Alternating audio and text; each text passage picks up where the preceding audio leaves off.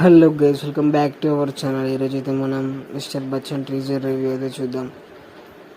రవితేజ గారు హరీష్ శంకర్ గారు కాంబినేషన్లో సినిమా వస్తుందంటేనే అభిమానులు ఎక్స్పెక్టేషన్స్ వేరే ఉంటాయి. ఎందుకంటే వాళ్ళిద్దరి మధ్యలోనే అంతకుముందుగా సినిమా వచ్చింది. వాళ్ళిద్దరి మధ్యలో ఒక పక్కా కమర్షియల్ మసాలా ఎంటర్టైన్మెంట్ అంతేకాదా ఈ లైకెనిక్స్ వేసి తీస్తున్నారు మిస్టర్ బచ్చన్, హరీష్ శంకర్. తాజాగా ఈ చిత్రం టీజర్ విడుదల అయింది. ఇది చూస్తూనే నాకైతే మైండ్ బ్లోయింగ్ అనిపించింది.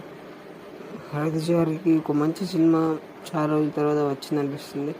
ధమాకా తర్వాత ఆ రేంజ్లో సక్సెస్ కోసం వచ్చి చూసేది ఈ సినిమానే అనిపిస్తుంది నాకైతే.